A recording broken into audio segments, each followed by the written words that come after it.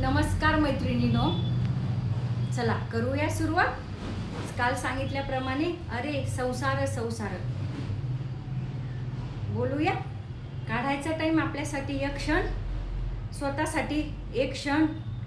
या क्षणात कुणी आपल्या विचार करणार, या क्षणात फक्त आपण आपल्यासाठी बोलूया.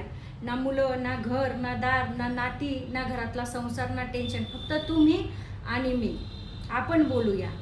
बोलण्याने मन मोकळं होतं मैत्रिणींनो, मानसिक त्रास कमी होतो. मनातल्या मनात जर ठेवलं ना तर बघा तो स्ट्रेस वाढतो. आणि डॉक्टरांकडे गेलं ना, काही दुखलं ना तरी डॉक्टर हे म्हणतात काही स्ट्रेस घेतला का, काही टेन्शन घेतलं का. जर बोलण्याने टेन्शन कमी होत असेल, स्ट्रेस कमी होत असेल तर का बोलूया नाही. मग मारूया ना गप्पा आपल्या स्वतःसाठी हा क्षण. याल ना तुम्ही नक्की. बघा ना, आज मी पण थोडी स्ट्रेसमध्ये आले. हो, आता मैत्रीण नातं जे असतं की जे एकमेकांना सगळं सांगितलं जातं त्यालाच मैत्रीण म्हणतात ना. लपवण्यात काय अर्थ आहे. जर आता आपण एकमेकांच्या मैत्रिणी झालोय आणि घट्ट मैत्री करायची आहे तर एकमेकींजवळ मनच मोकळं करावं लागेल ना. कारण काही गोष्टी अशा असतात ज्या फक्त आपण मैत्रिणींशीच बोलू शकतो. त्यासाठी तर हे संवाद सुरू केलेला आहे ना. अरे संसार संसार म्हणून आपण घरातच गप्पा मारूया, हे की नाही. नाही पुढे जायचं टेन्शन, नाही कुठला खर्च.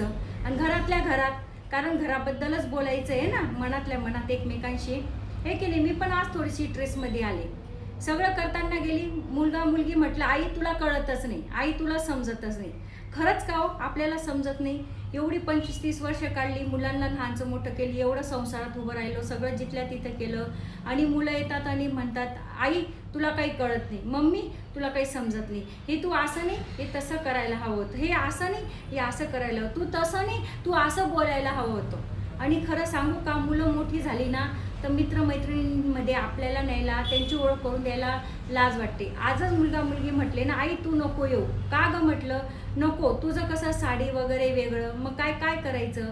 म्हणजे बघा ना, मुलं लहान असतात तोपर्यंत नाही, पण एकदा समजदार झाले का आईला बोलून मोकळे होतात की आई तुला काहीच कळत नाही. कळालं नसतो त्याला म्हटलं अरे बाबा कळालं नसतं, तुला आत्ता कळतंय. लहानपणापासून तुझी शाळा, ट्युशन, क्लास, तुझा डब्बा, तुझा टिफिन, तुझे कपडे सगळं वेळेवर मी केले. आणि एक दिवस तुम्ही उठून उभे राहतात आणि म्हणतात आई तुला काही कळत नाही. खरं जो आपल्याला कधी कधी असं वाटतं काही कळतच नाही. कळालं असतं तर कशाला आज आपण इथे राहिलो असतो. आपण फक्त आपल्या घराचाच विचार केला. नाती, माझं घर, माझं दार, माझा संसार, माझं अंगण कसं छान दिसन, माझ्या घरात कुठल्या शोच्या वस्तू देऊ, माझ्या ट्रॉल्यांना कुठला कलर चॉईस करू, माझ्या बाथरूमला कुठली स्टाईल करू, बस याच्यातच आपण अख्खं आयुष्य घातलं. आणि आजच आपल्याला उद्याचा विचार असतो की या घरच्यांना टिफिनला कुठली भाजी द्यायची, मुलाला कुठली द्यायची, मुलीला कुठली द्यायची. हा विचार फक्त एक आई आणि एक आईच करू शकते, बाकी कुणीच करू शकत नाही. हां, ती नंतरचं गोष्ट आहे. आपल्याला कोणी विचारत नाही की तुला काय आवडतं, उद्या तू काय खाणार, हे आपल्याला कुणी विचारत नाही. कारण आपल्याला सगळ्या जगाची पडलेली असते. तो आला, पाहुणे आले त्यांचा पाहुणचार, हे आले त्यांचा पाहुणचार, मग हे जे करायचं, मग सगळं जिथल्या तिथे करायचं. मग घरातली बेडशीट स्वच्छ झाली नाही, मग तिला स्वच्छ करायचं, ही नको याच्यात हे मॅचिंग कवर, हे मॅचिंग पडदे, बस हेच करत राहतं. आणि हे सगळं करून, सगळं जिथल्या तिथे करून, सगळं जे सगळ्यांना सगळं व्यवस्थित देऊन कोणीतरी आपल्याविषयी एक दिवस येऊन म्हणतो की तुम्हाला काही कळत नाही. असा राग आला ना मला पण काय करणार. क्षणात विचार केला, खरंच मी जगणंच विसरून गेली या सगळ्यामध्ये. आज मीही जगली असती, कुठेतरी सर्व्हिस केली असती किंवा काहीतरी केलं असतं तर आज असं म्हटलं नसतं ना. पण पूर्वीचा काळ कसा होता मैत्रिणींनो, आज बायका स्वावलंबी झालेल्या आहे, स्वतः कमवत आहेत, पुरुषाच्या खांद्याला खांदा लावून उभा आहे.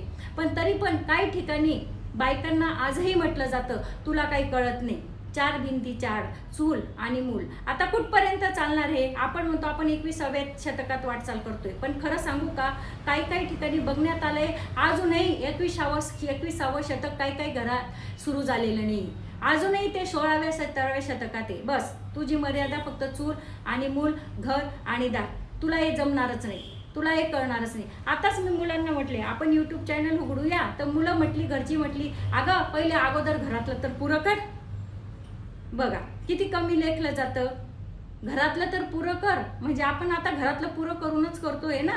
म्हणजे आजही महिलांना काही ठिकाणी कमी लेखलं जातं. बस हीच एक खंत आहे की जी मनात होते. म्हणून या सगळ्यांना सांगण्यासाठी मी अरे संसार संसार हे यूट्यूब चॅनल सुरू केले. आज मी माझ्या मनातला हा एक विषय टॉपिक तुमच्याशी बोलले. जर तुम्हालाही काही माझ्याबरोबर शेअर करायचं असेल तर अरे संसार ह्या चॅनलवर तुम्ही नक्की तुमचे विचार जे मी माझे तुमच्यासोबत मांडले तसे म्हणू शकते.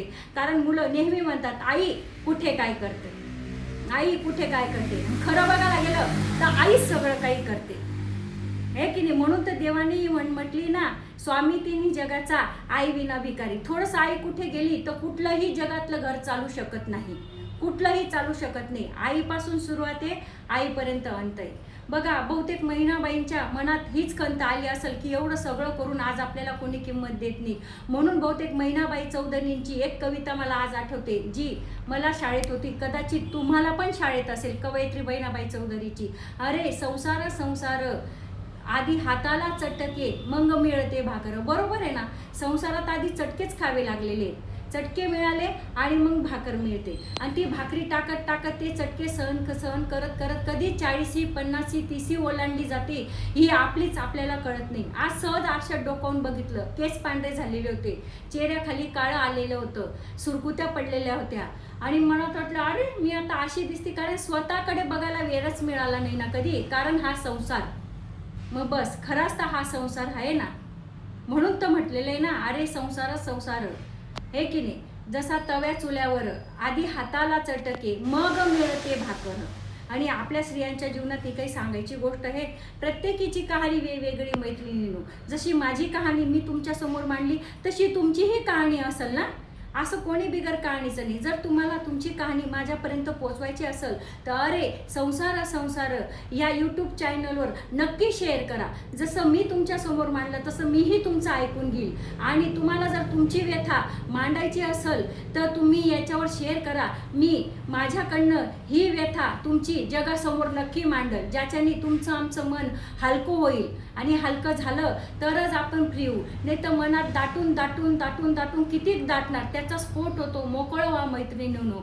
आम्हाला मोकळं होण्याची खूप गरज आहे. नाही मोकळं नाही झालं ना तर आपण आपलं काहीच विचार करू शकत नाही. मोकळं झालं, मनातलं केलं तर बघा आज मलाही हलकं वाटते. मी तुमच्याशी संवाद केला, तुमच्याशी घराबद्दल बोलले, संसाराबद्दल बोलले तर आज माझं मन मोकळं झालं. नाही ते इतक्या दिवसापासून मी मनातच विचार दाटून ठेवलेला होता. तसं तुम्हालाही मन मोकळं करायचं असेल तर मी वाट बघते. नमस्कार. उद्या परत भेटूया.